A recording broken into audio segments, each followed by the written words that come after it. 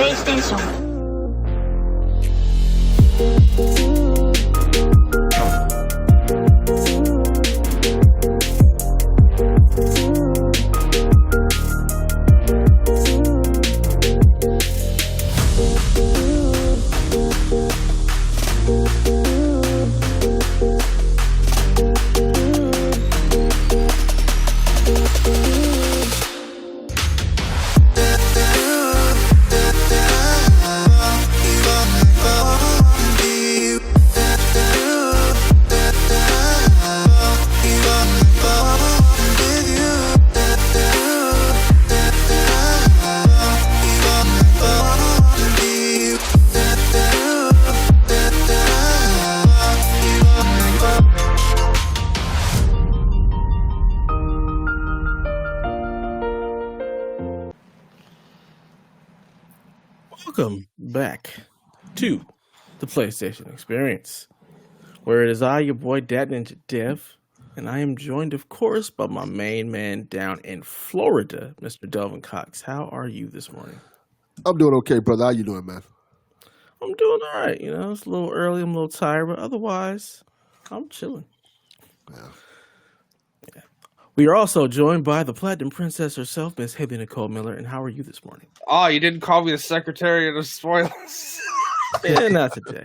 I'm feeling generous. Actually, that's really funny because the discussion from last week's podcast over in the GMG Discord, they were all laughing about the fact that I said I wanted to kill a 14-year-old kid. Yes, you did. Not gonna lie, I finished the series, so spoilers for the strain. Hey, maybe don't set off a nuke in the middle of New York, and I won't want to kill you. So, actually, wait, don't do it twice because this kid does it twice. So, how you set off a nuke twice? How is that possible? Well, like the first, it's a nuke. I think the first time it worked.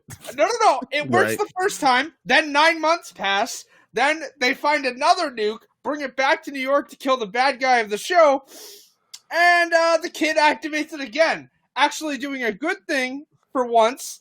But, hey, maybe don't set up a nuke in New York twice. This kid has been playing far too much Fallout. I mean, good Hi, night. For reference, this is a show about vampires, by the way. So, you sure? Yes. Actually, like, real talk, the show is really good. It's actually so good that I started rewatching it after I finished it because it just reappeared in my Disney Plus queue. Someone get this woman a job. Hi, please help. Good also, Lord. I'm also like rewatching all the Marvel shows, so I started rewatching Agents of S.H.I.E.L.D. and you know. Wow. I wonder, you've never seen Game of Thrones. I wonder if you'd hate this kid more or if you'd hate what are you talking Geoffrey about? Baratheon. I hate this kid more than Joffrey. Yes. I don't know if that's possible. Hold on a second. Is it possible to hate any kid more than that, Just dude? for reference, hi, I own Game of Thrones on Blu-ray. I have seen it. Okay. Game of Thrones it was great until season 8. Yep. Yeah. God, that season was awful. The only good thing about that season was Arya doing the knife drop, and that's all I'm gonna say because that's about all that needs to be said. Well, we're forgetting about Lady Mormont. She was quite awesome. That was cool. She was dope. But yeah, no, it's it's a good show. Highly recommend it. But it's based on a series. It's based on a series of books by Guillermo del Toro and Chuck Hogan. Cool. So, well, why don't you just keep on going and let us know how your week has been with all your strain watching and workshop doing for work stuff.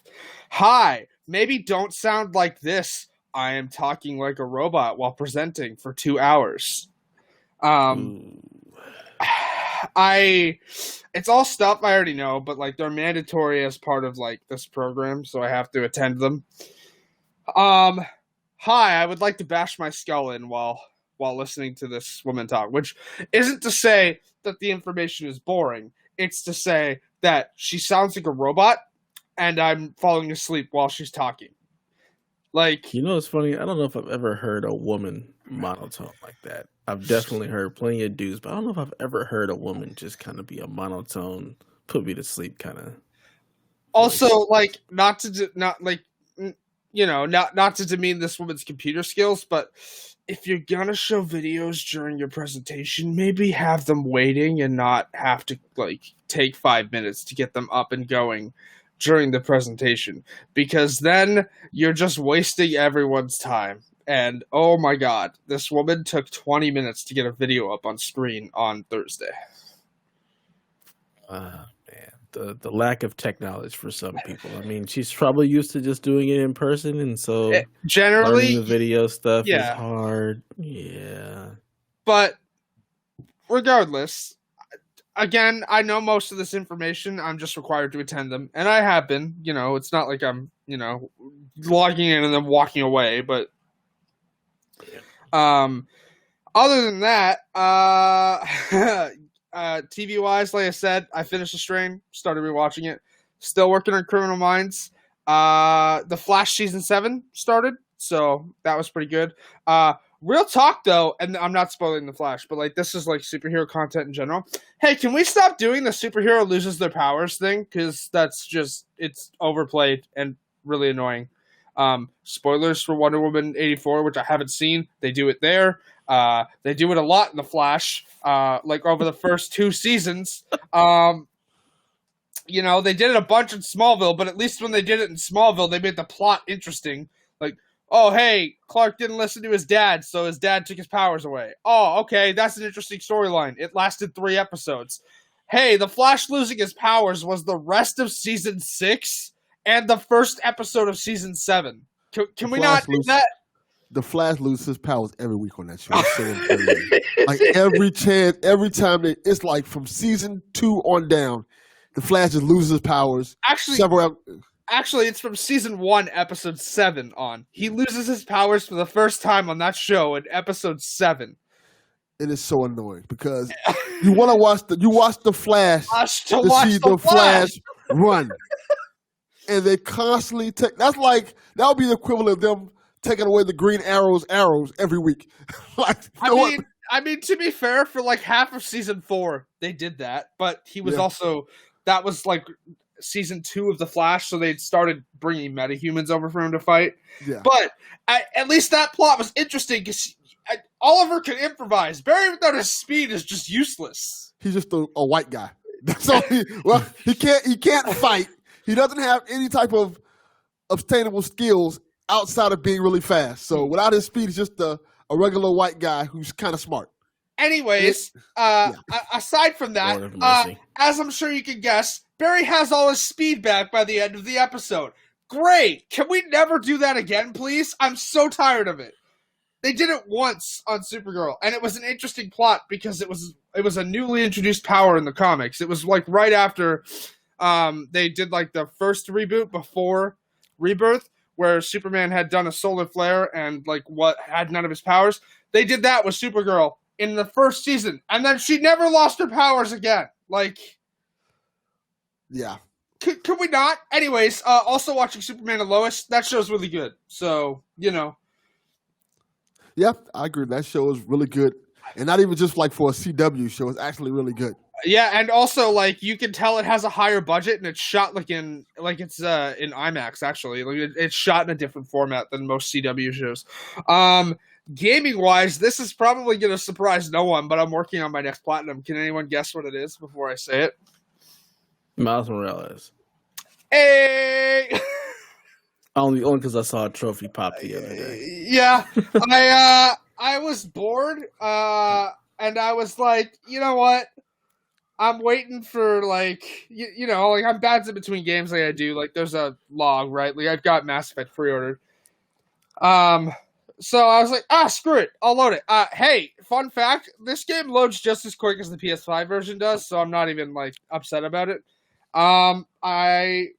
I've gotten most of the annoying trophies for it out of the way. The only one I have left is the completed enemy base undetected one. So other than that, that's what I've been working on. I jumped into Fortnite last night to buy the Psylocke skin because that was on sale in the store. Also, thanks Fortnite for when I log in, I got 1,000 V-Bucks for free. Cool. Saved me $20. Nice. I think there's some lost class action lawsuit about to happen with them too. Yeah. And then other than that, just, Valhalla here and there. Jumped into Apex for their, year 2 anniversary as well. So I've been all over the place this week and still watching way too much TV. Please help me find a job. What about you, Devin? How has your week been? My week sucked. I'm not even gonna sugarcoat it. I don't want to get too much into it, but in short, lost a friend this week. Didn't really play any video games. Didn't feel like it. I did watch some TV, and it was probably maybe the first thing I did this week. I watched some TV maybe Saturday. I watched that was Saturday. I watched 2 movies. I watched one which I highly recommend. It's I had to Google the name of it. It's a documentary.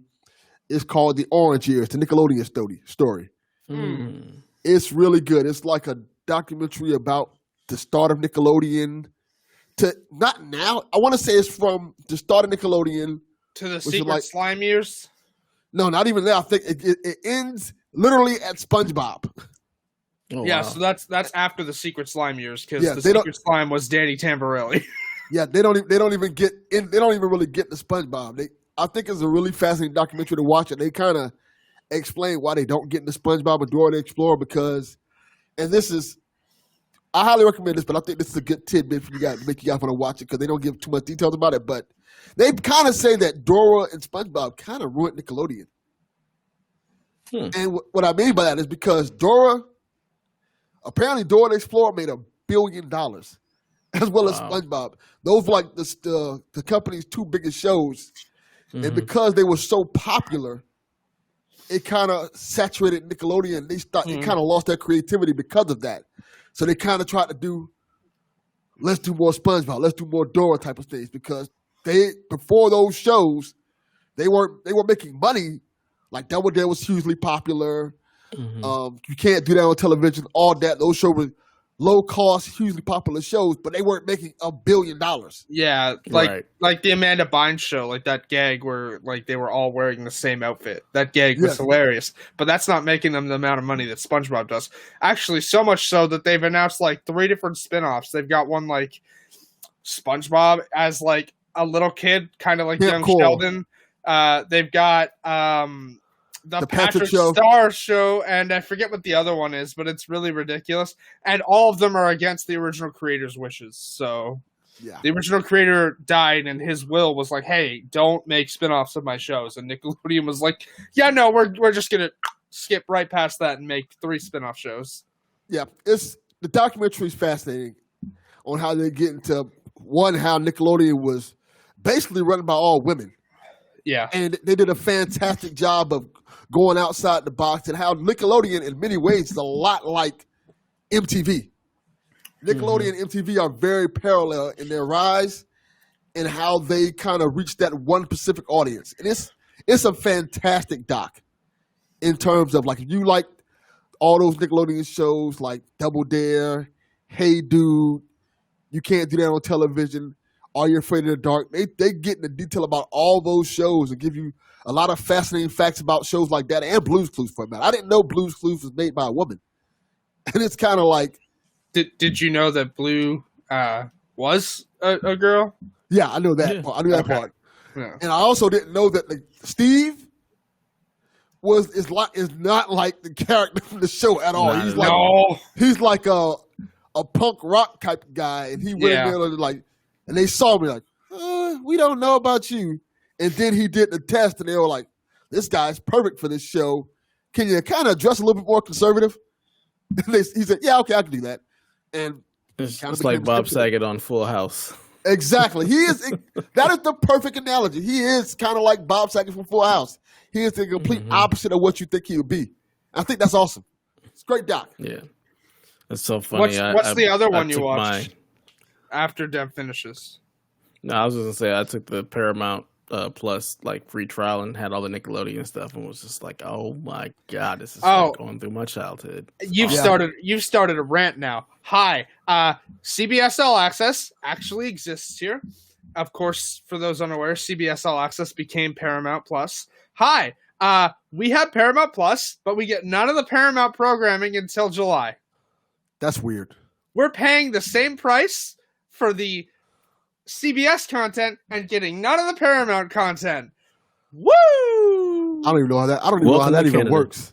We suck all the time. Also, for reference, since I know that Nathan posted a deal for like, hey, save 30%. Yeah, none of those deals work in Canada because the only way to get CBS All Access is through Apple TV. So you can only pay for it month to month. You can't do like a yearly subscription. Hi, welcome to Things in Canada Suck.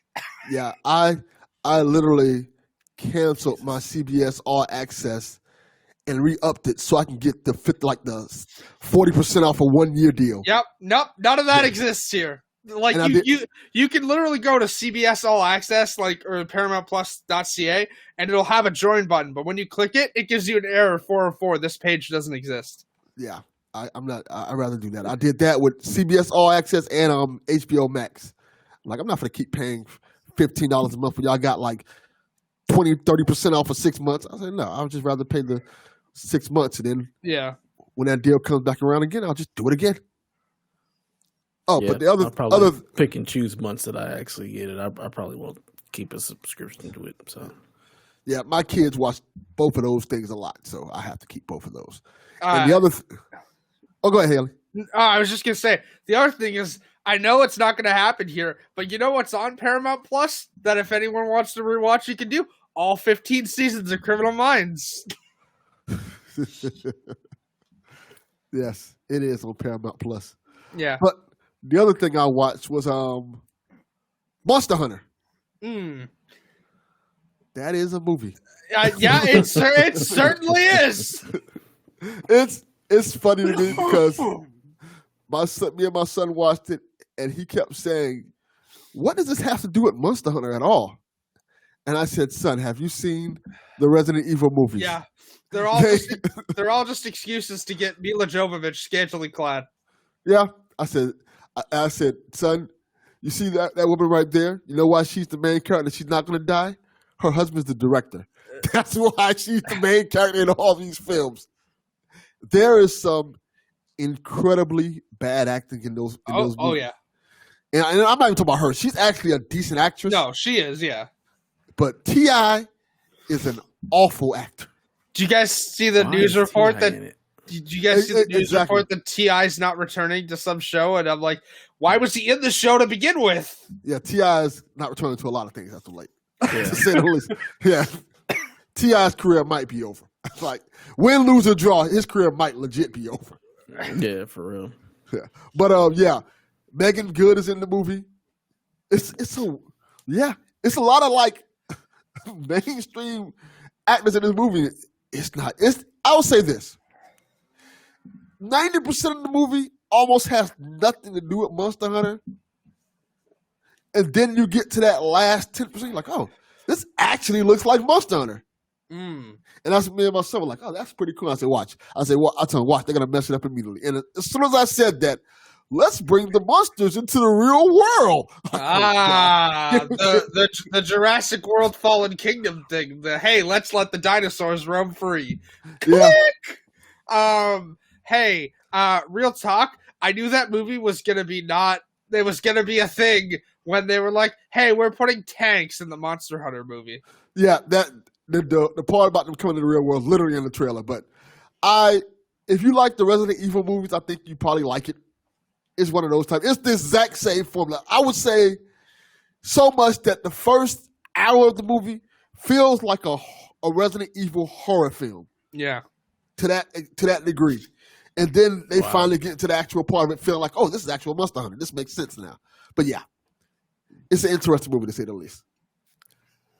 Yeah, and I guarantee they're going to make sequels. They are. No. Actually, they might not because the movie already got banned in China because they included a slur in the movie when it released.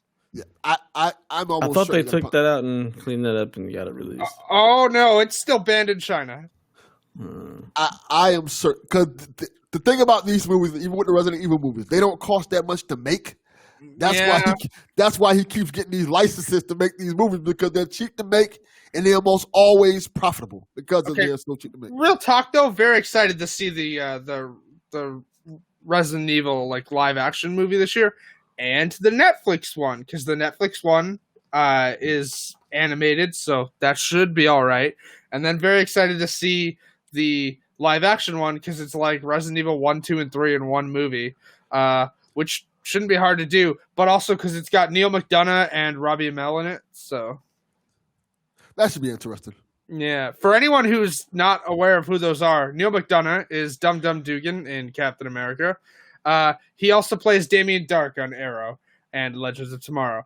And Robbie Amell played Firestorm. And it's also Stephen Amell's cousin. Yes.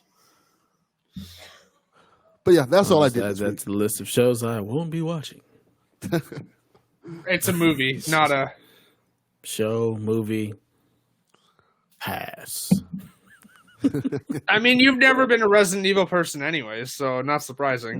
No, but I did enjoy the Mila Jovovich movies. Those were quite all right. I quite absolutely actually nonsense. Speaking of the Mila Jovovich movies, I have a story from the first time I went to. I'm not seeing that anywhere. It's in the stream chat. I have the stream chat open and it's like empty. Anyways, fun story about the Mila Jovovich movies. When I went to Anime North in 2012, we were in the hotel for the night, right? Like it was dark. It was like 9 o'clock, and like the first Resident Evil movie was on, and someone was like, "Oh, that was my sister." I'm like, "Well, not anymore. She just tried to eat you." And the entire room was like, "Haley." What is Anime North? It's an anime convention in Ontario. It takes place in Toronto. It usually happens on Memorial Day weekend. So like May 24th usually, but obviously last year it got canceled for COVID, and it's not happening this year because of COVID either. So what is a convention at this point? Because we haven't seen those in so long. Super spreader events, that's what they are. I mean, people got sick after that. I was thinking. Also, if anyone's aware of who Fluffy Talks is on YouTube, I met him at Anime North in 2012. That was nice. What is a Fluffy Talks? I don't even want to know. He is a comedic YouTuber awful. Who makes everything wrong with Walmart videos. So, like, it's just a bunch of photos of people doing stupid shit in Walmart, and he makes fun of them. It's great. Well, that sounds like my homie B-Rob. B-Rob does something similar to that. I will link a Fluffy Talks video to you later. He's great. Well, my week was a week. Yeah, it happened. I don't remember most of it because I just don't. There was work. There was some games. What did I play this week? I played The Division. I streamed that on Thursday with a couple of the homies because that's what I do now. Every Thursday, I'll stream. Typically, it'll be something multiplayer with a couple of my boys, which is just good times. Other than that, much like Delvin, my week was just kind of meh. You know, it just wasn't super great. It was rather busy. A lot of stuff with the kids. Just trying to transition and figure stuff out. We got to start looking at, the possibility of schools coming back open especially for next fall. So getting all their registrations and stuff like that done, which just means I got to spend money, which sucks. But other than that, the week was just like a typical regular work week. I didn't do a whole lot of gaming outside of The Division on Thursday. I played a little bit more of that last night. I'm trying to think, did I play Outriders or was that last week? I did jump back into Outriders. And I didn't talk about this last week because I wasn't here, but I really enjoyed the Outriders the Outriders demo. It was a lot of fun. What class did you choose? Trickster. I went with the Trickster. I really enjoy being able to, basically freeze people or slow them down and teleport behind them and stuff like that. And then being able to, pop that bubble to slow time and then have the Pyromancer throw like the fire in there to just jack everybody up. So like the combination of being able to combine powers was a lot of fun.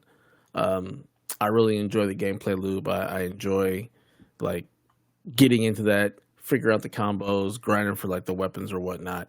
The story also for me is interesting. I actually enjoy what they're doing there. I went back through and collected like all the collectibles that I could find and stuff, from like reading through the journals and all the character bios and stuff. So Really enjoying that. Looking forward to it coming out in the first. It's definitely going to be a game that I play with a lot of with my boys. We're going to play the heck out of some Outriders, so that'll be a lot of fun. I chose Pyro, and it's really, again, like I said last week, it's really weird to heal by setting people on fire.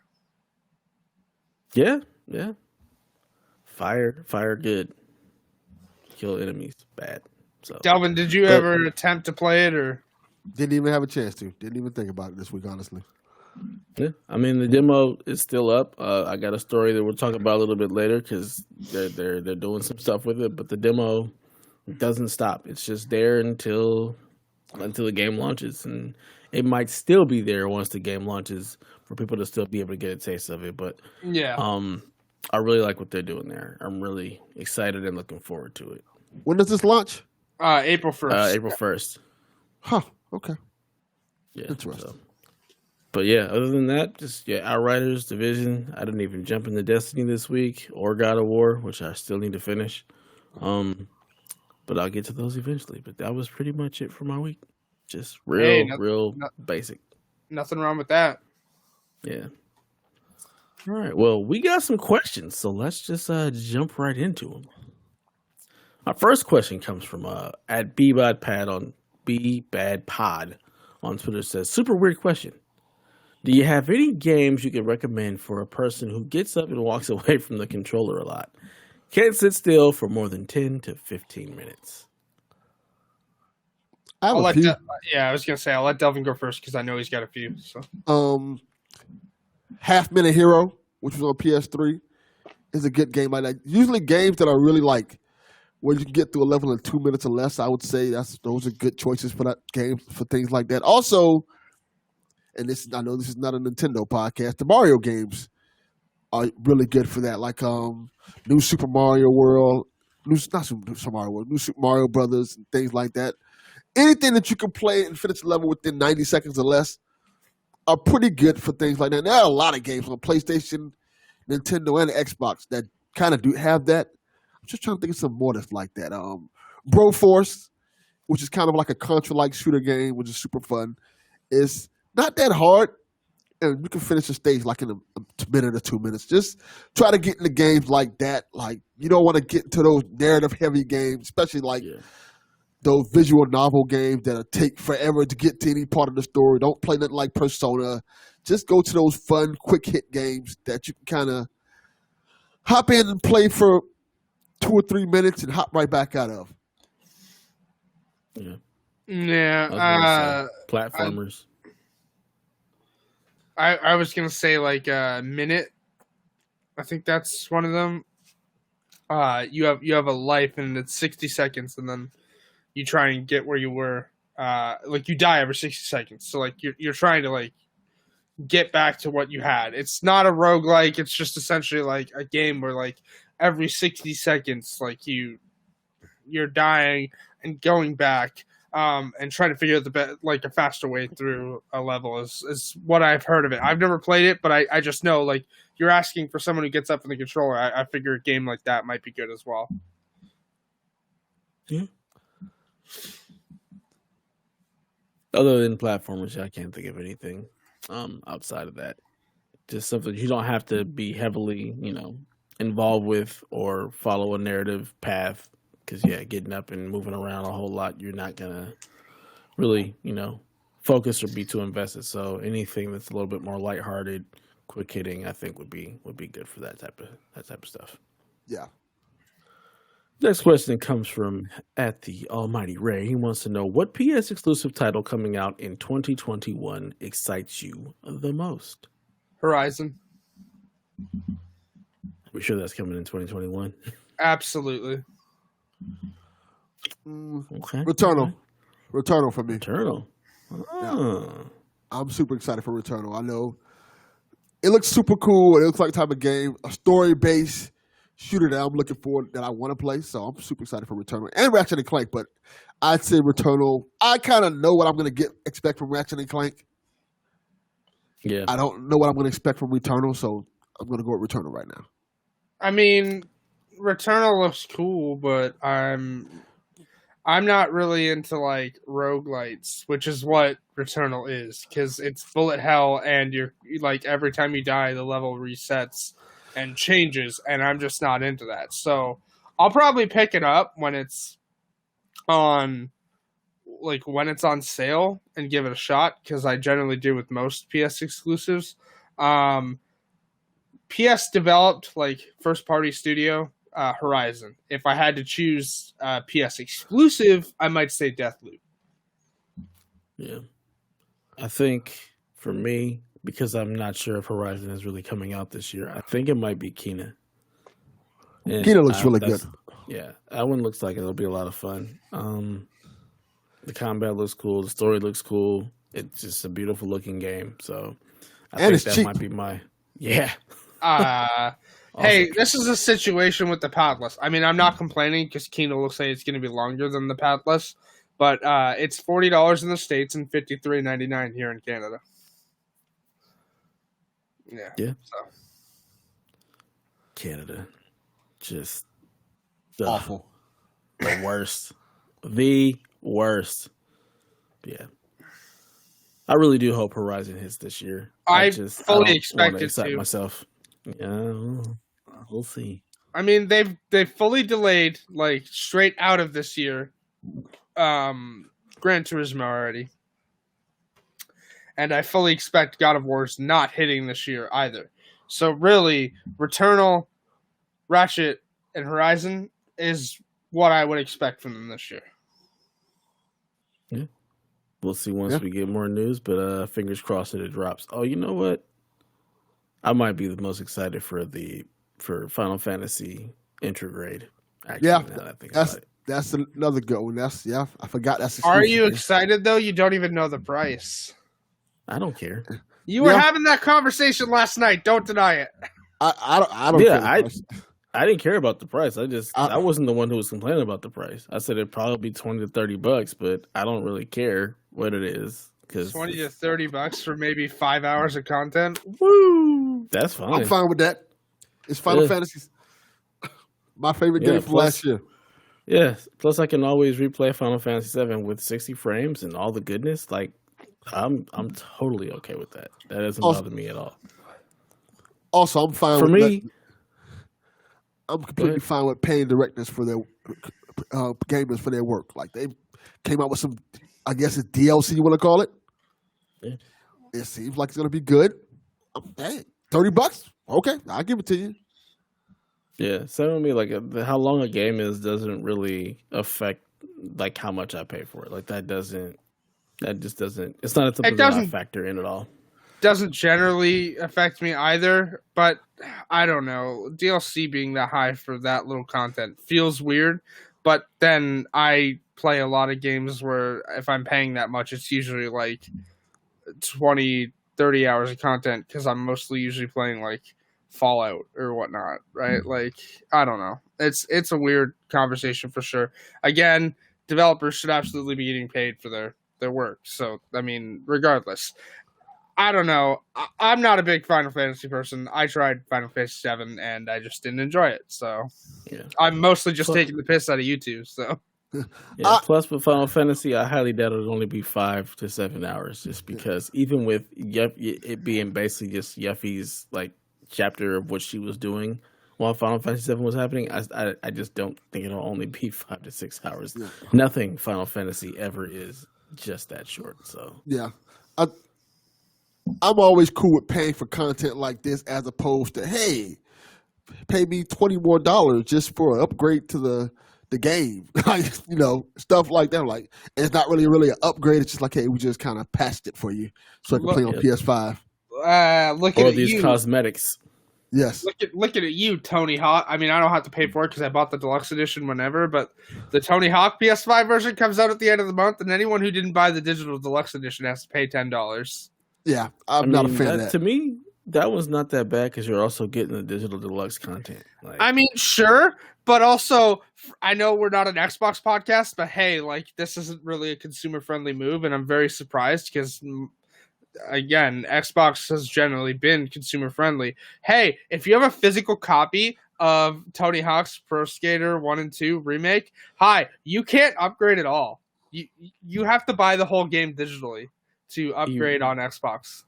It's Activision. They want money. I'm not surprised by this in the least.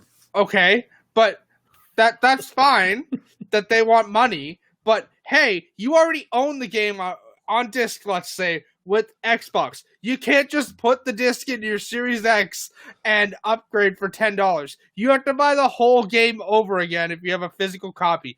That's stupid. I bought Tony Hawk for $5 on Xbox Series X, so it doesn't bother me at all. I paid I got it for like $5. Yep. Baffling. Anyways, that comes out at the end of the month, and let's see if when I transfer my save over, it pops all the trophies again. Yeah, trophy hunting at its best. I mean, hey, look at me! I'm playing the PS4 version of Miles Morales to replay it, so I get all the trophies again.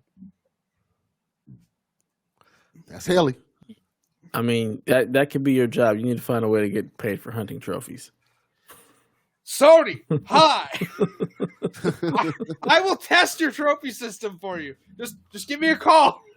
Like Dog the Bounty Hunter, Haley the Bounty Hunter, just got trophies. Let's let Dog just be in his own little world. I don't really think he's touched the world after his wife died. So he has. He did a really, really bad movie. Okay. Well, you know what? Let's let him keep doing bad movies. I'm not going to crap on the movie because it was kind of a tribute to his wife, but that doesn't make it good. Hi, for reference, my mother used to watch Dog the Bounty Hunter like every morning. So I did too. I know a lot about that man's life, and the only thing I really know that stands out and is like I haven't heard from that man in years is like, oh hey, his wife died. Okay, you know what? Just let him go off and do his own thing. Yeah, I do too. I used to watch the show a lot. Only thing I know about Dog the Bounty Hunter is the South Park episode where Cartman became the bounty hunter. That's all I know. Yeah, it's accurate. Yeah. So our next question, in keeping with Final Fantasy VII, El Vegeta Fajita wants to know our preference: Jessie or Tifa? Tifa. I personally am a Jessie man. She knew what she wanted.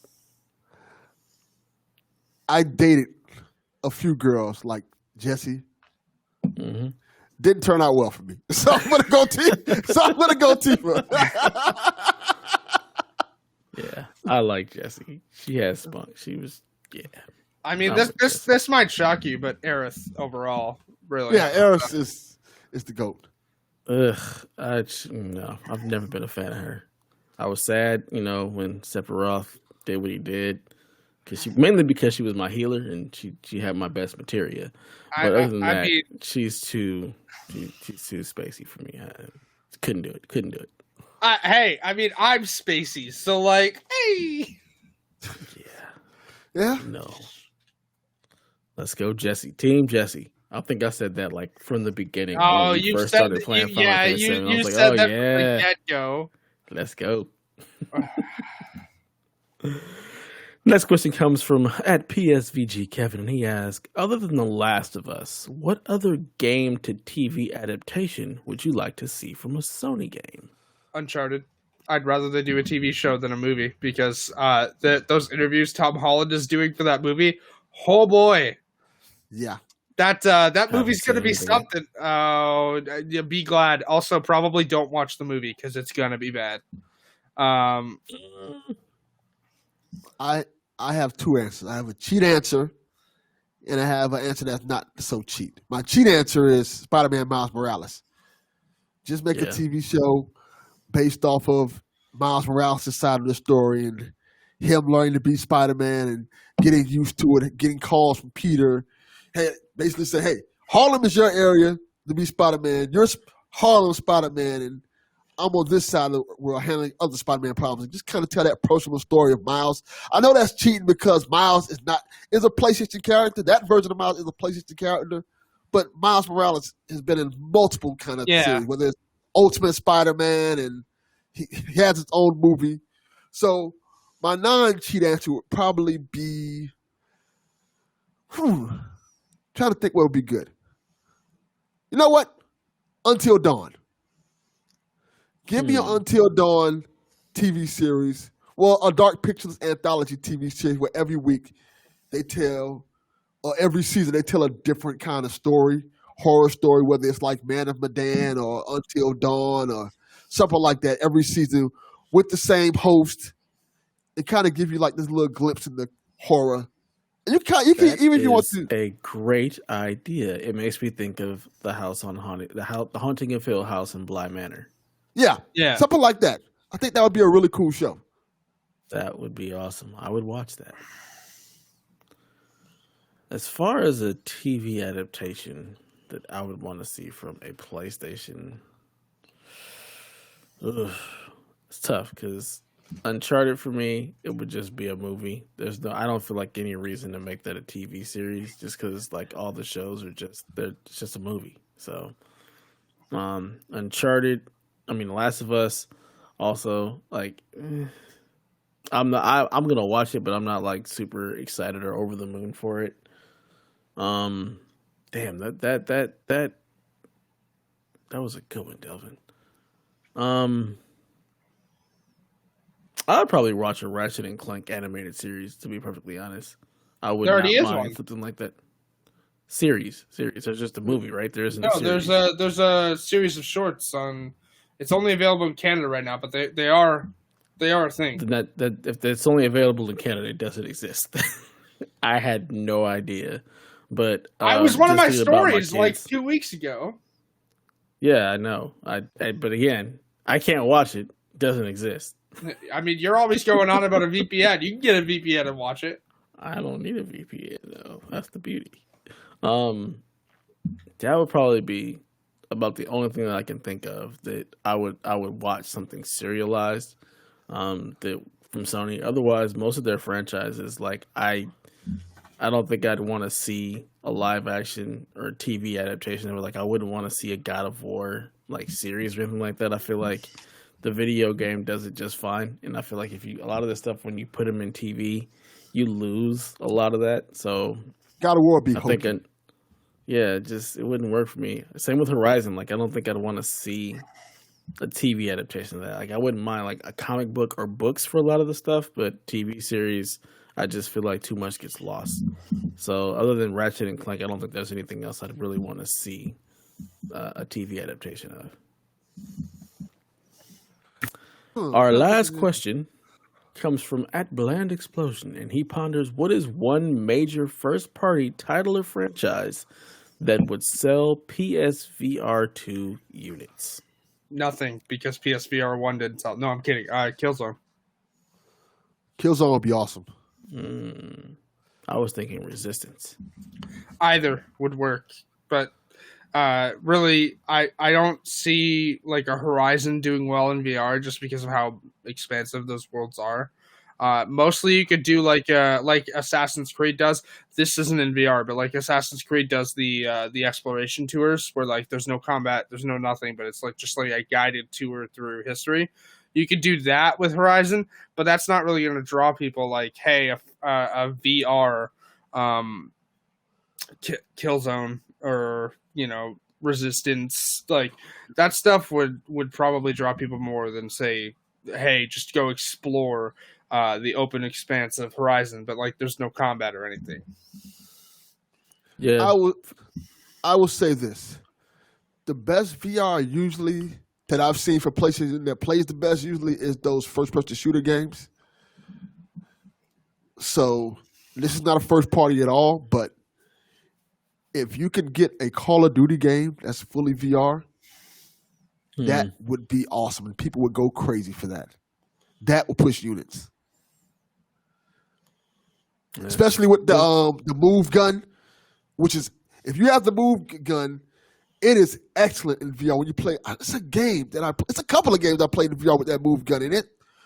It works better than the move sticks because the gun has a little joystick on the top of it where you can move the character, you can point and aim and fire. That would be so cool to play in VR, like a Call of Duty type game like that.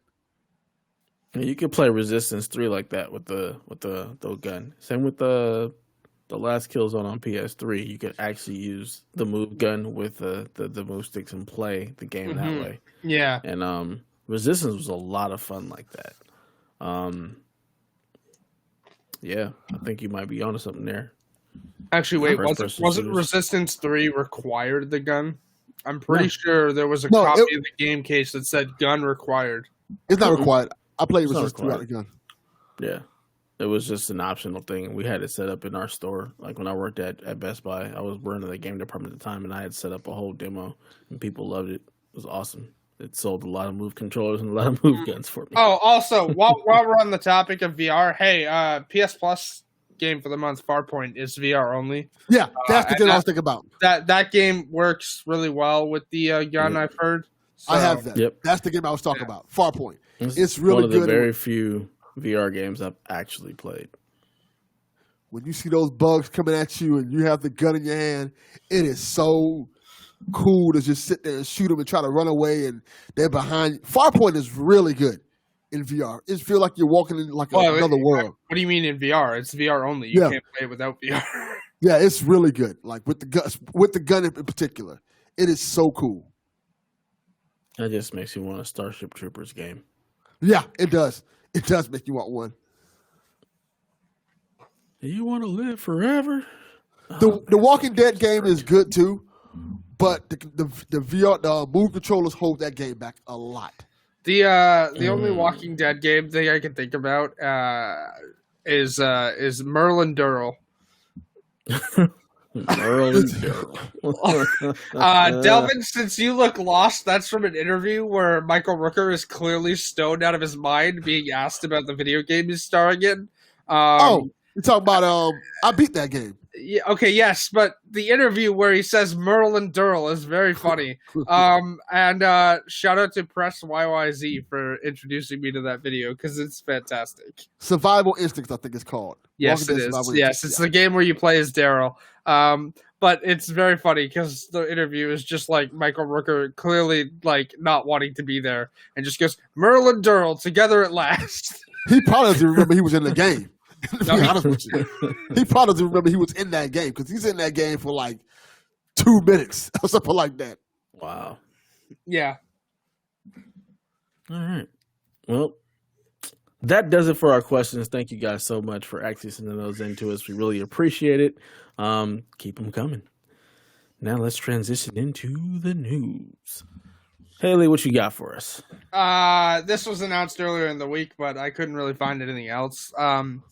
So the next Need for Speed game, I know Dev doesn't care because when I posted this in the Discord, he was like, meh, if it's not underground, I don't care.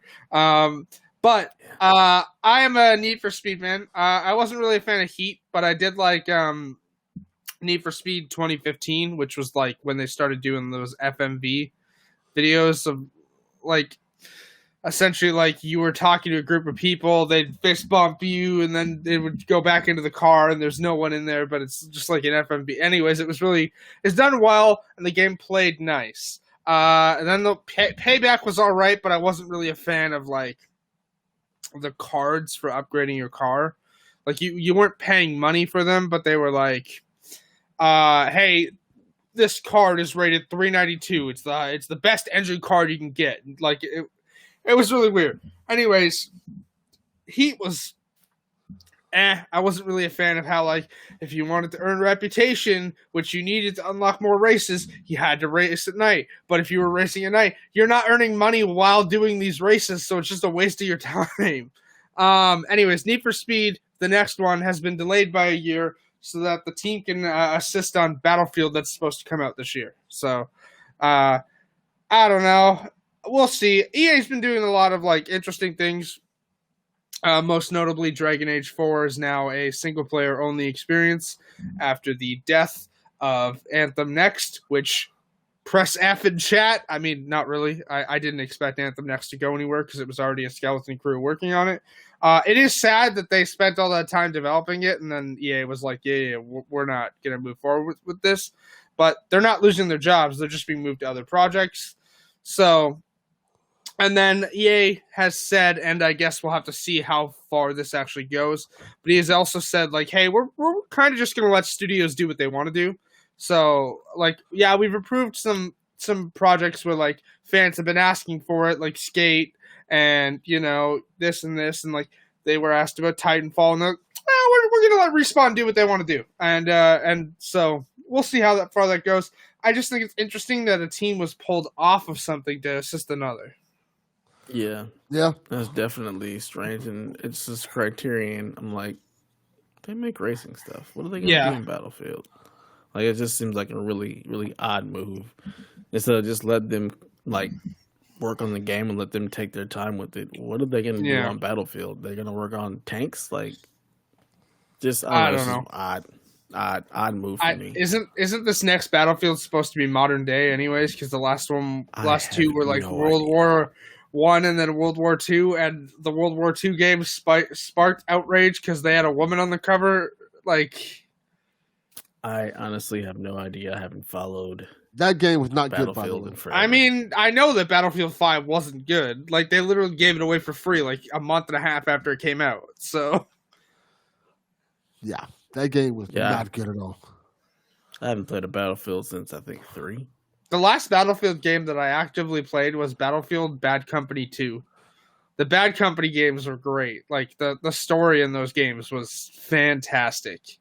Actually, weirdly enough, I played Bad Company 2 on my dad's PC when I still lived with him. So, I think I still have Bad Company 2 in plastic.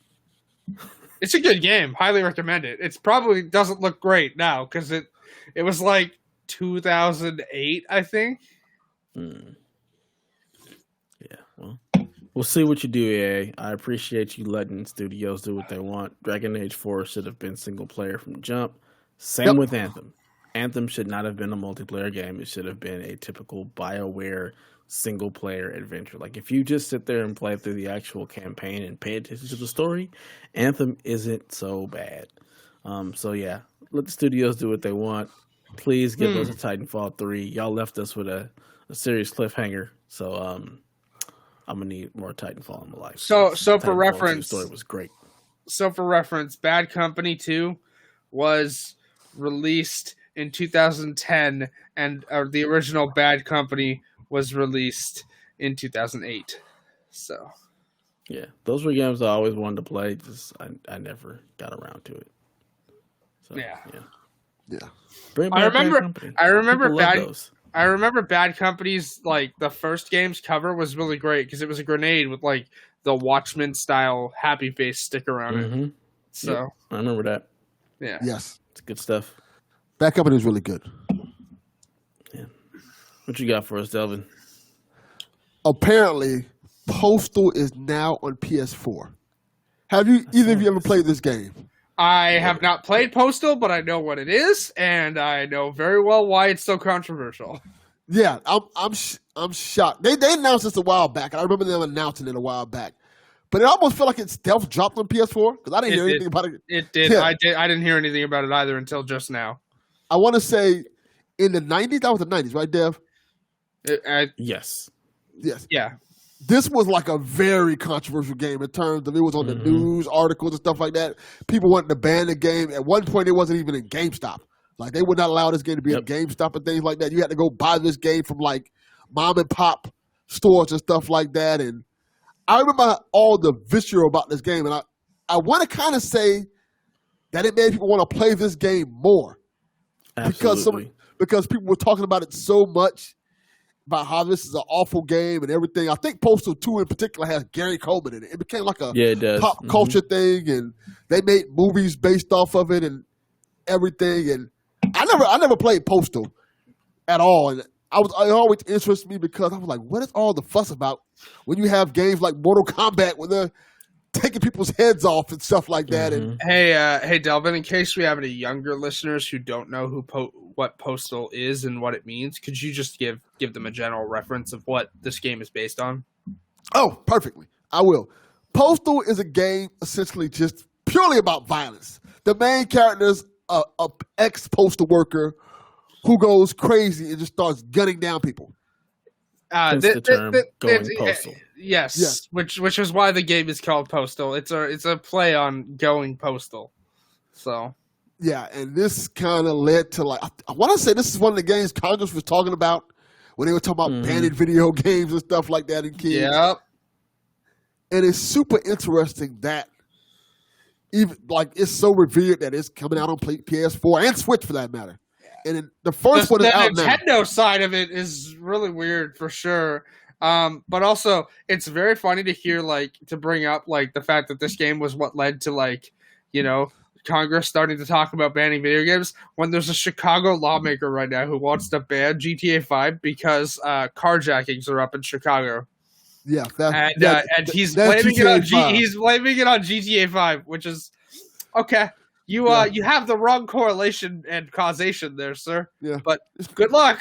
It has nothing to do with the poverty in the city or nothing. It's just purely GTA 5. Yeah, that's what it is. Yeah. Okay.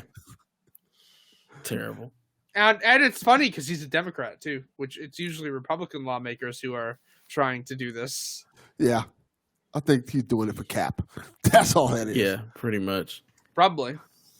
But yeah, I'm super interested to try it not because I think it's good or not. It's because I want to see what the hubbub was about with the game. It's only $10, by the way, and it's a remake, a reboot. I think. Does it have trophies? I'm quite sure it does. If it has trophies, I'll play it. But I'm super interested in what people saw as offensive back then. And if me playing it now, well, I'm like, this is not offensive. This is just stupid. I mean, yeah, it's like when people get upset about Just Cause. It's like the whole point of the game is to just cause chaos. That's why it's called Just Cause. I kind of feel like in a generation where we have South Park and Family Guy, this may not be as offensive as those shows are. I don't think it'll be anywhere near as controversial as it was back then, because back then, it was a lot it came out in 97. So it was a lot for 97, especially coming off Mortal Kombat and just all of a sudden all kids are being so exposed to violence and yada yada yada. Not like they haven't been watching violent movies forever. So it's dumb. But I think now playing through a Postal game, it's not even gonna feel like anything. It's just it's some guy who got upset and decided to go on a rampage. I don't think it hits anywhere near the way it does back then. Plus, I mean, how many people wake up and go on rampages? I mean, how many school shootings have happened since this game came out? The video games don't cause violence. There have been plenty of studies that show there's no correlation between the two. But here we are. And also, there are actual school shooting video games out there that people have kind of tried to take that Postal formula and make something of their own. So yeah, and I mean, Postal came out a couple years after a couple of Postal shootings, so I think that also had a lot to do with why it was so controversial at the time. Just because you have this new, entertainment form, somewhat new. Gaming was still rather new in 97 when you really look at the grand scheme of things, and it's a game that's kind of glorifying these really bad, postal worker killings. So I think then it definitely was a little more oh, this doesn't seem right. Where now it's just oh, it's a video game. Who cares? So. Yeah, I think that's kind of how the fact that not many people are talking about it kind of tells you what people think about it. People don't care. Mm-hmm. I had to look up and find this story. It was not a widely known thing. I'm Postal's on PS4 now, and it wasn't on the front page of the PS4 store. You had to search to find it to even buy it. So actually, let's double check the stigma. Because I'm gonna open the PlayStation. Just vamp. I'm opening the PlayStation store right now. I didn't see it when I went to get it. I got it. I didn't see it on the front page. I had to type in Postal to find it. Yeah, I think it's because it carries that stigma from what it was back then. But I mean, after a game like GTA 5, something like Postal doesn't even blip the radar. Hey, for reference. Found it. It is indeed on the store. It is $13.99 in Canada, so $10 in the States, like they said. But yeah, it's called Postal Redux by mdgamessp.zo.o. Cool. Thanks. Released on Friday. Yeah. Yeah. And we heard nothing about this until like now, essentially. Nobody was talking about it. No big articles. Like, wasn't on IGN. Like, I had to look for this and find this. Like, oh, this is an interesting thing. Oh, the description for this game says brand new Rampage mode. Take aim for the high score in this frantic mode that awards points for sustained kill streaks, creative methods of destruction, and blistering fast action. Battle through 17 levels in the classic campaign. Beginning from your humble home, traverse through the mine and trailer park, witness the mean streets of the ghetto and the bright lights of the city, all the way to the final standoff at the Air Force Base, including a stop at the all-new Carnival. Includes the original add-ons, blast through special deliveries Easy Mart, Shantytown, Earthquake, and the luxurious LA Palomino Resort. And then head to Japan and Super Postals Tokyo and Osaka. Play through everything together in the massive combined 23-level excess postage campaign. A wild range of foes. Defend yourself against gun-crazy vigilantes, trigger-happy police officers, trained and efficient SWAT and military squads, the quintessential marching band, and angry ostriches. 10 weapons of destruction. Lay waste with the mighty shotgun and spray cannon. Roast attackers with Molotovs and the flamethrower. Fill the streets with fire with the napalm launcher. Clear out entire groups with grenades and the rocket launcher. Heat seekers included. Lay traps for unsuspecting pursuers with varied types of mines. And introducing the commanding revolver. Postal Redux is a high-definition remake of the classic dark and surreal twin-stick isometric shooter. Take control of the Postal Dude as he fights to survive in a world gone mad with violence. Cool. It just sounds like GTA. It does, yeah. Also, there's no mention of trophies, so, like, I got no clue. I will let you know when I try it today. I'm going to try it today, and I'll let you know. Yeah. It literally sounds like Grand Theft Auto 3, when you first ran up on one of those Rampage icons and had no idea what it was, and it was just like, kill everything. I think Postal 2 was a first-person shooter, I think. It was, yeah. I think 1 was isometric, and 2 was actually a first-person shooter. Yeah. Yeah. Wild. Weird little stealth drop Absolutely on wild. Friday. Yeah. So, for reference, I'm pretty sure this is Postal 1 because it's not Postal 2. Just Postal Redux. I wonder if it sells. Because I don't think I feel like this is not the same company that made the original Postal game, if I'm correct. I'm sure it's not. I'm pretty sure. Yeah, I have no idea who the original was, but I know it's like Manhunt, where like Rockstar made it, but Rockstar doesn't really want their name attached to it anymore. Yeah. So I'm curious if this sells enough for the sequel to come out.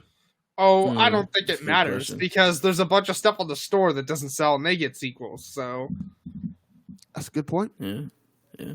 I mean, I love Radalika games because easy platinums, but there's like Foxyland, which I guarantee you didn't sell all that well except for Trophy Hunters, and then there's Foxyland 2, so that got a sequel.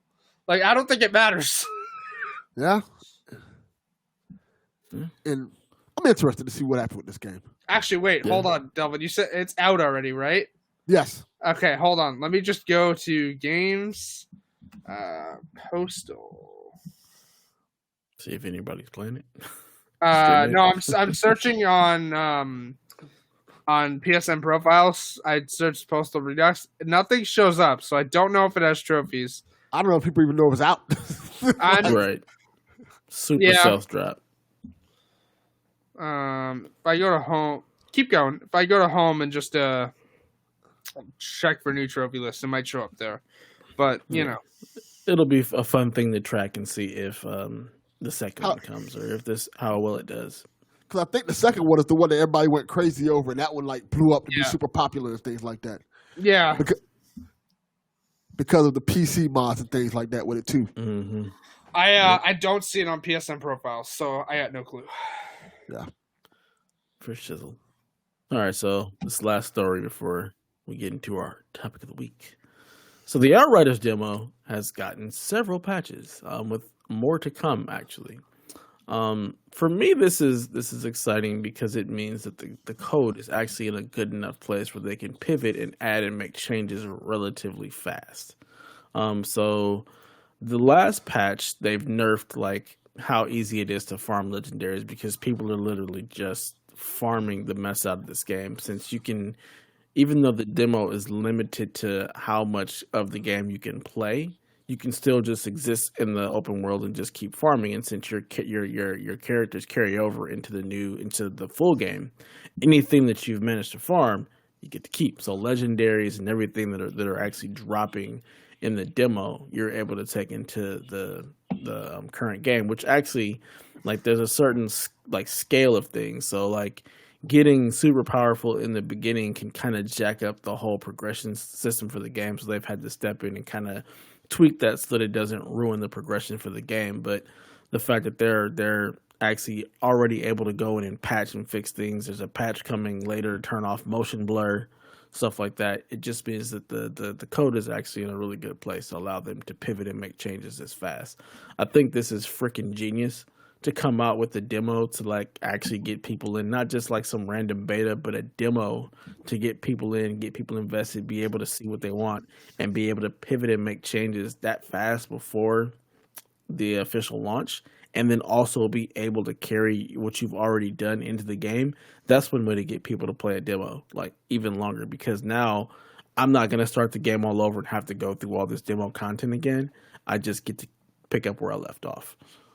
So I really think this is flipping genius for a game like this, and it just makes me that much more excited. For I haven't seen the second patch, but I have seen the first one come through on my console. So yeah, I think the last patch was supposed to drop yesterday. I think it's and then probably there's another one coming this week for the motion blur. Mm-hmm. I think like the thing is like the first one was an actual client side, like hey, mm-hmm. Here's the actual application update. Are the other ones just like actual like hot fixes? One of them was a hot fix on the back end that didn't require a patch or anything like that. Yeah. Because I know Paul Tassi posted this morning that like another hot fix is coming to put legendaries back in chests, but only one chest. Yeah, they basically the main boss fight, they put the legendaries back in that chest because they're like, you should be rewarded for killing bosses, but all the other chests will not drop legendaries anymore. So you can still farm bosses, but as far as just farming chests, they're like, no, that's going to kill the progression of the game. So we can pivot and fix that, which I think is really good. So it'll be a lot of fun to see how well this game actually does. If it has a long tail after April 1st, because it is a fully contained game. It's not. There's no DLC plan. There's no post campaign stuff that they're adding. There is some in-game stuff where you can farm gear and create builds and stuff like that to take on the more challenging stuff that's the post-game content or post-campaign content. But other than that, like, we're getting a full-fledged game. Like, here's a story. It's going to be, 30 hours, maybe 50 if you do all the side stuff. So I'm excited for that. So good on you. People Can Fly and Outriders. Keep doing what you do. Looks interesting. I'm going to try it this week to see how I like it.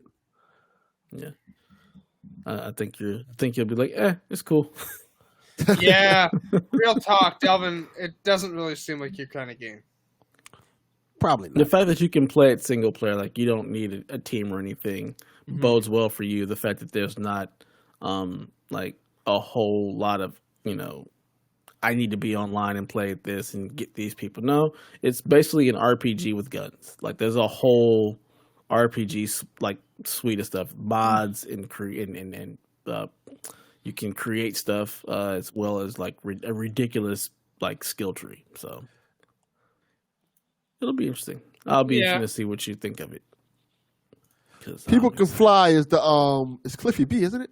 Who's People Can Fly? I'm trying to think who they were. Well, they made Bulletstorm. Mm-hmm. I mean, Cliffy B doesn't make games anymore. He's out of it. But they made Bulletstorm. I think they made the original Gears. See, that's what I was trying to figure out. It was the original Gears. Okay.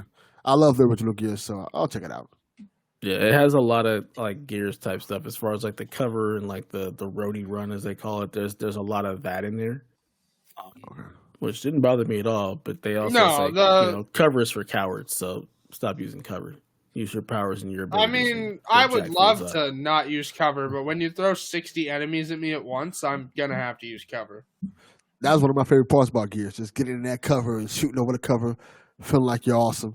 Oh, no. See, in Gears, that's fine because it's meant for cover, but like with Outriders, they don't really want you using cover. So anytime you get in cover, there's immediately like a grenade thrown at you and you have to move, and it's ridiculous. Like, so why give me the cover in the first place? Yeah. If you know how to use the cover right, you can actually use it pretty well to pick off snipers or plan out your attacks. But a lot of your health regen is based on getting kills or multiple kills in succession or kills with your power. Yeah. So like for the Trickster, I regain energy by getting kills up close.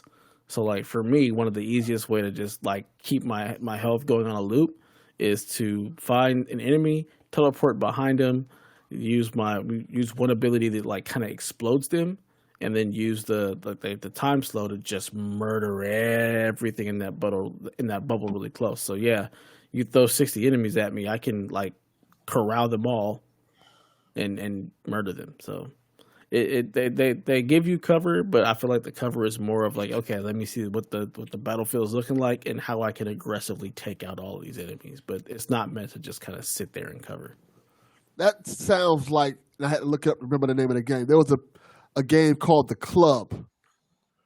Where it was like this third-person shooter game that you have to go run around this kind of area and you shoot people for like points almost. And it would like challenge you in a way where they didn't want you using the cover. They wanted you to go out there, get as many kills as possible as you can. It was fun. But I think it was just like a multiplayer game or something like that. So I didn't get into it too much, but it was really fun. Yeah, the multiplayer of this one is nice because it's just it's just co-op. It's not anything real competitive, and it's fun to combine everything. So I'm excited. Cool. All right. So as we found out last week, PSVR 2 is a thing, but PlayStation said don't forget about the PSVR that you already have. Here's this PSVR Spotlight. So I don't know if you guys, it came out, I think this dropped on the 3rd, where they just had, hey, we're going to go have a PSVR Spotlight, and we're just going to start dropping some great game trailers. They just dropped like, I think 5 or 6 different trailers for these games that are coming to PSVR, starting at like 7 a.m. Pacific time on the 3rd. They had a game called After the Fall from the creators of Arizona Sunshine, which is a fast-paced FPS game. They had a JRPG-inspired MMO called Zenith, which will be very interesting to see an MMO in VR. They have something called I Expect You to Die, which is really interesting. Good. Yeah, it looks really cool. Yeah, that one actually. I can explain that one to you. That's because this is a sequel to I Expect You to Die. The first one is kind of like this James Bond puzzle-like game where you have to solve these puzzles, and if you don't solve the puzzle, you get brutally murdered. So it's really cool. It's really interesting because like you have to defuse a bomb or throw a bomb out the window before time is up. It's really cool. This is kind of a sequel of that. Oh yes, I do remember seeing that game. Yeah, that thing looked awesome. Like that game actually did look really cool. So this is a sequel to that. Awesome. Yes. Yeah. That's a cool VR experience. They have another VR like action game called Fracked, which also looks pretty cool. First person, looks like a shooter almost, but it's got a lot of action in it. So like you're on skis, you're rappelling down a mountain. All these like big action scenes in VR, which actually looks pretty cool. It's like becoming like an action hero. So yeah, that looks good. They have this weird thing called Song in the Smoke, which looks like you're hunting and you're surviving the night or whatnot. So it's like a survival game in VR, which also looks pretty cool. And then last they announced Doom 3, the VR edition, is coming to PSVR. There was also another game announced that day that's not immediately coming to PSVR. But boy, does that game look weird. It's a Zombieland VR game, and the image of Woody Harrelson's character looks awful. It is, oh boy. That I believe it's. Sorry, hold on. I know it was announced the same day. Zombieland VR. Yes. Headshot Fever is what the game's called. It's called Zombieland Headshot Fever, and the models for the characters don't look great, but it's essentially like a first-person, like just shoot as many zombies as you can type game. Was it included in the showcase? I have no idea, but there's an article here from 2 days ago. Zombieland VR hits Oculus Quest this spring, PlayStation VR in 2021. So there's no date for it for PlayStation yet, but like it was announced on the same day. I'm super excited that they are doubling down on PSVR and like, hey, while we have PSVR 2 coming out, here's some games for PSVR 1 that are most likely going to work on PSVR 2 as well. I think that's super cool and great that they're doing that. And I know the conversation was, I want to say it was last week where, PSVR didn't really sell that much. But I did some more research on that. PSVR is the highest selling VR console. So even without it selling that much, it still sold a good amount. And it's pretty profitable, apparently. So they just doubled down on it. I mean, this is a controversial opinion. Actually, it might not be, but I think it's a controversial opinion. And it's not me saying like FVR. Everybody knows how I feel about VR, but you're gonna see Oculus sell less because of the way that Facebook has mandated that you need a Facebook account to use Oculus, and a lot of people don't want. Like a lot of people have deleted their Facebook accounts or whatnot, and they don't want to deal with Facebook. But to use Oculus, you now have to have a Facebook account. If you do not have an account with Oculus right now, you have to have a Facebook account to use it, which is going to cause that device to sell less because there's so many people. And I know a high-profile example is Gary Whitta. Gary Whitta does not want to use Oculus because he doesn't want a Facebook account. Like you're going to see that device sell less. So yeah, PlayStation VR is going to sell more than the other VR units because you're not mandated to have a Facebook account to use them. Yeah, but it's good that they are not backing down from VR at all, and hey, we're gonna still promote it. That's because that was one of the things we had with last, I guess, generation of PSVR. They wasn't really promoting it that much. Yeah, you had games constantly coming out, but it was kind of like the Vita in terms of like, yeah, we got all these games coming out, but we're not gonna really tell you that these games are coming out. You're just gonna have to see it on the store. I mean, aside from this VR showcase, who's to say they don't do the same thing again? It's possible. Because they did one of these for the original PSVR, like right after it was announced, and then other games just trickled out, and that was it. It's very possible, but it's good to see that it's getting support. Yeah, it's good to see that they care about it. They're not just going to let it straight up die. And the fact that one of the conversations we've had multiple times last year is they're going to keep supporting VR, and is there going to be a PSVR 2, even though we saw rumors of it from a while back, and like I think at one point they were showing like schematics from it, like that got leaked out and things like that, and we saw the whole breakable controller thing, and the fact that we're getting confirmation that there's a PSVR 2. It's not coming out this year, but it's going to be coming out pretty soon. And here are some games that you're going to be able to play for it either now or in the future if you want to get PSVR 2. Yeah. Here's some more games for it, and we fixed the thing that's one of the major things that you didn't like about it in terms of the wires. It's only one wire now, and those move controls that's been around forever. We're going to update it and give you something cooler. I think that's cool. Yeah. Again, my problems with VR aside, it is nice that they're obviously giving support to it for those that want to enjoy VR. It's definitely just a question of whether or not they Vita this, and based on Sony's track record, I don't have high hopes that they won't Vita it, where they'll just, let games come out for it, but they won't really promote them. Aside from games, like the Doom thing is really weird, especially because, like, I'm pretty sure, like, the other day that Microsoft and Bethesda deal closed, like, there was no objection in the EU or whatnot, so we still don't know how that whole situation is going to work out. I'm sure we'll hear soon how that's going to go. But it was very weird, like, to hear that, like, hey, Doom 3 VR is coming. Like, okay.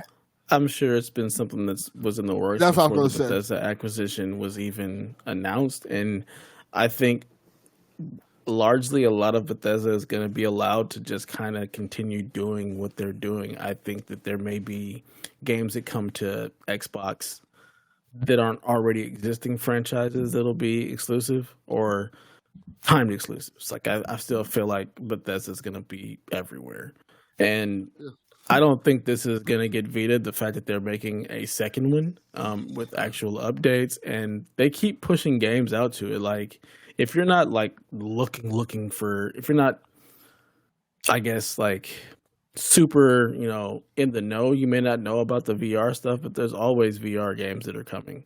They Almost don't every week. promote it as much, but I feel like they've never like just stopped worrying about VR. I feel like it's always been something that has either been part of a showcase or they've let you know if there's VR games coming.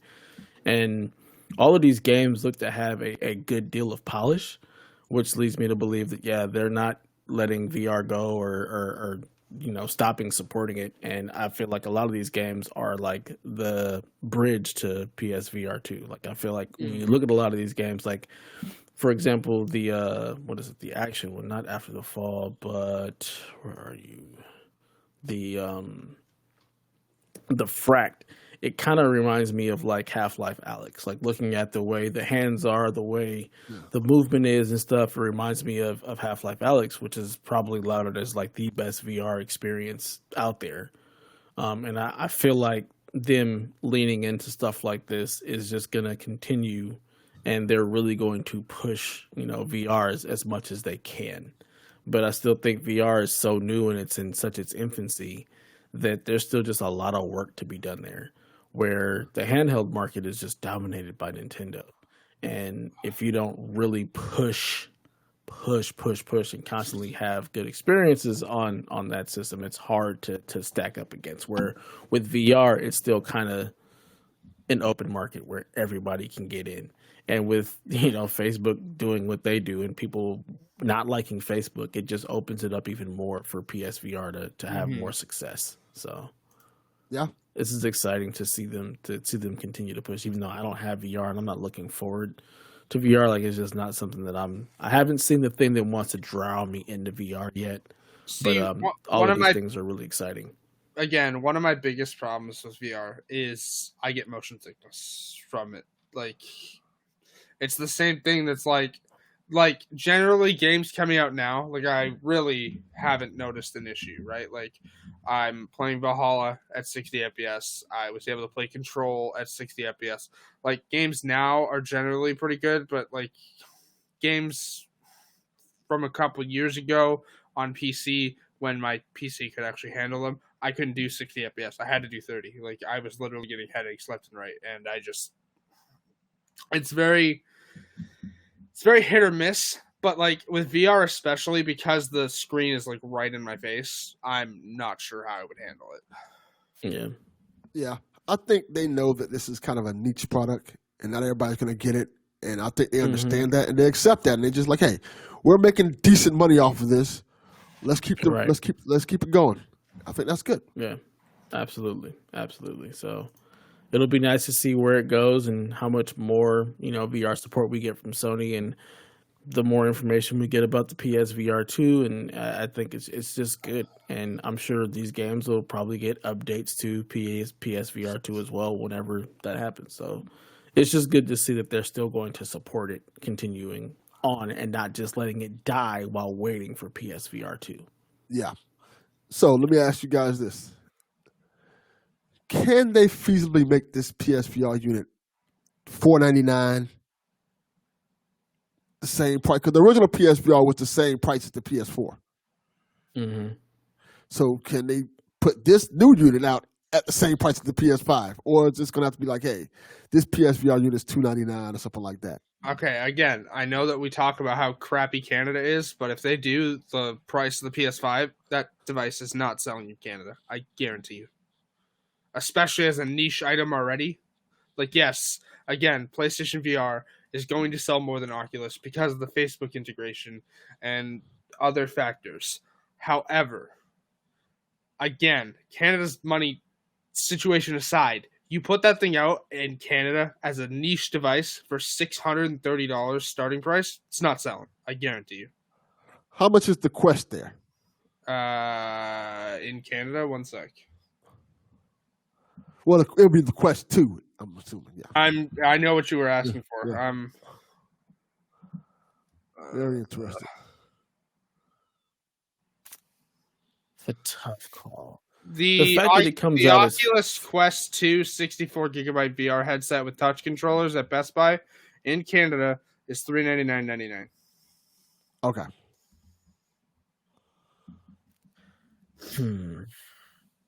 I think that if they launch it at that price, it'll take a while to have adoption.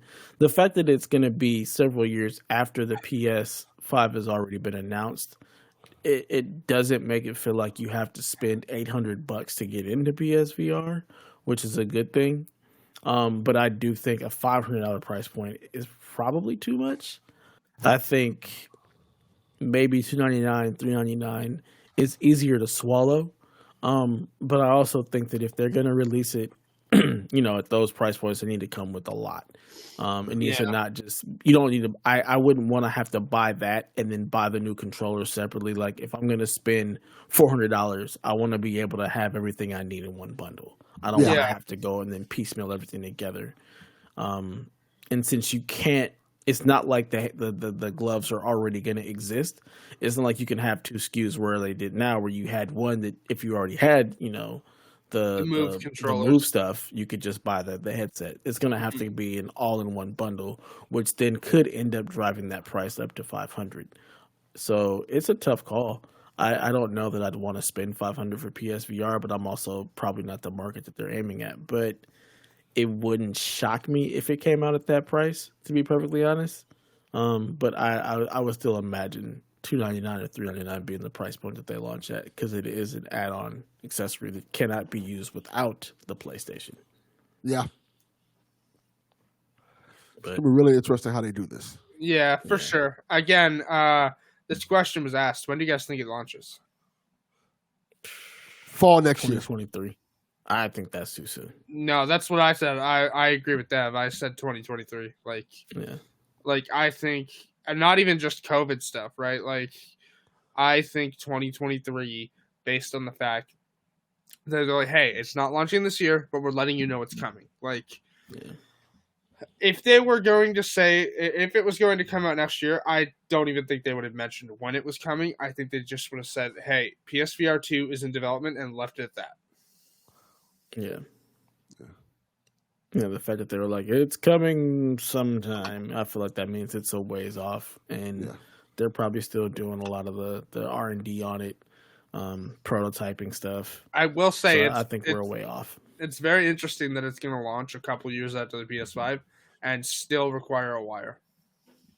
I don't at all. I think a lot of it is like, if we're going to do this right and we want to be able to tie it into anything backwards compatible, like it's going to need to connect to the system. Plus, to be able to give it that extra juice, it needs to connect to the system. Like the Quest is great and all, but the Quest is better when it's connected to a PC.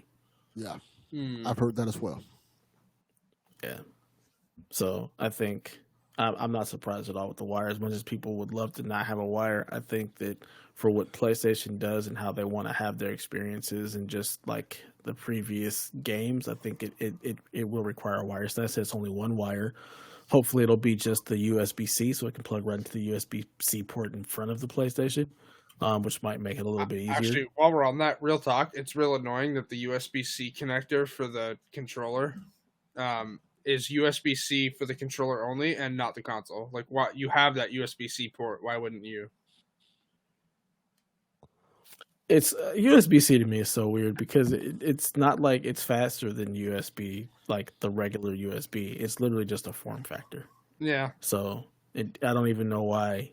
Like, it's like, let's have both. It's just like, you didn't even really need to do that at all. Like, there was no real need to make it USB-C for the controller at all, to be perfectly honest, because it's still the same speed. It's still just a USB 3.1 port. So yeah. I don't know why they did that.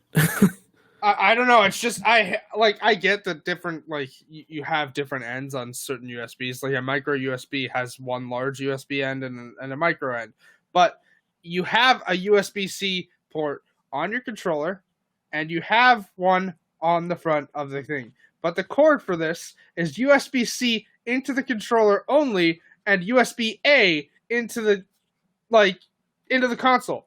Why? Probably because they want you to be able to plug into the front or the back. Maybe. And maybe because they have more ideas, down the line for that USB-C port in the front. Also, real talk, can we get new colors now, please? Hi. I would love new colors. I think they're more worried about getting systems out than new colors. I know, that's fair.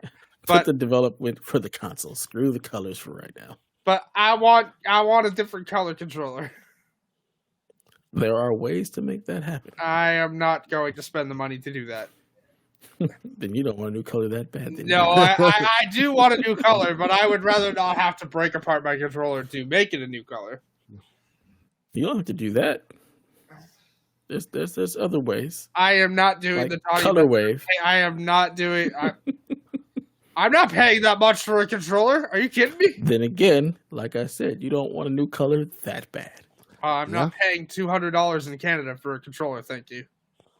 Unless it's I think $200 is the regular US price, so you're looking at like $250 out there for you. Okay, but again, unless it's an elite controller, I'm not paying that much for a controller. It'll look elite.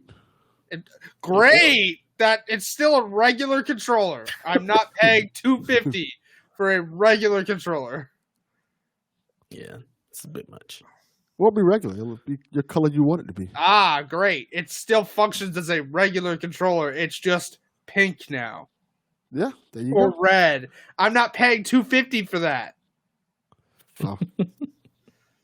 You don't want it that bad. White and black it is. White and black it is. Jesus. All right. Well, that's going to do it for episode 74 of the PlayStation Experience. We hope you guys enjoyed yourself.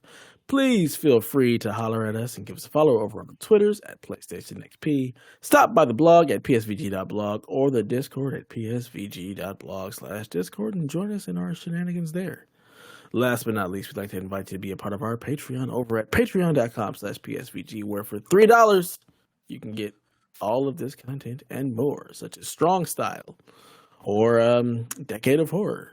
And also just our DLC shows, our interviews with all of our people. You can get a little bit more background knowledge, and we're probably going to bring back some of our more shenanigan-y DLCs where it's just us riffing on nonsense, because those are always fun. Yes, they are. If you like our stuff here, you'll probably love our stuff there. And with that, I'd like to give a special thank you to our Patreons at the producer level, Mr. Michael Masick, Barry Cathcart, Edwin Callow, Nick Creature, Rude Days 93, Ben Moxham, Rob Emanuel, Nick Fallharbor, Paul Calicote, Kyle Heyman, Grouchy Surge, Chris M., myself, and Josh the Bornsaw Borboni. Thank you all for joining us in the journey that is PSVG. And with that, let the people know where they can find you, Haley. You can find me over on Twitter at Shepherd Zarel. Currently, featuring tweets that are weirded out by the fact that they tried to throw an anti-trans amendment into the COVID-19 relief bill in the Senate. It failed, thankfully. But, I don't know what anti-trans decisions need to be made for a COVID relief bill. That's not helpful. Maybe don't do that. Yeah. Maybe don't do that. Also, it failed because one Republican voted no on it, while Manchin voted yes on it. So, wow. Maybe don't do that. Also, in case anyone's wondering, I care about this stuff because, A, I'm trans, but B, let's make, living while being trans not a nightmare every freaking day. It's everywhere. It's all over the place. And yes, it's nowhere near as bad as other, minorities or whatnot. But it's still bad, and we should make the world a safer place for everyone. Maybe? I don't know. You know, just putting that out there.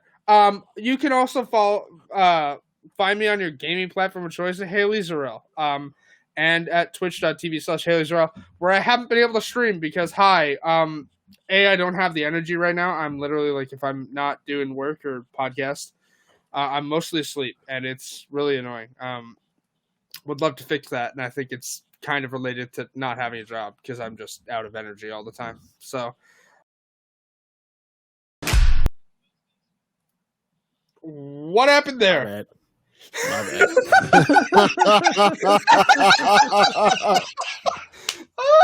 That was like the Oscars. The Oscars just to wrap it up, box. Yeah, wrap it up, no. B. No, I was actually gonna make a fuck the Oscars joke because a friend of mine sent me a clip of Swedish news that was like talking about It Takes Two, Joseph Baratheon's new game, and they're like, I don't understand what the game title is. They're not telling me what the game title is, and they mentioned Joseph Baratheon, and I'm like, it's the fuck the Oscars guy. His game's called It Takes Two, and they're like, oh, I thought it was like a game by Take Two. I was like, no. And then if you want to see my shenanigans on Tumblr, it's HaleyZarel.tumblr.com. It's literally Haley Zarel anywhere but Twitter, because that got suspended for a joke with a GIF that said "kill them all." So great. Well, there you have it. Delvin, where can the people find you, and have you started any new podcasts this week? The Oscars will not be shooing me off that easily.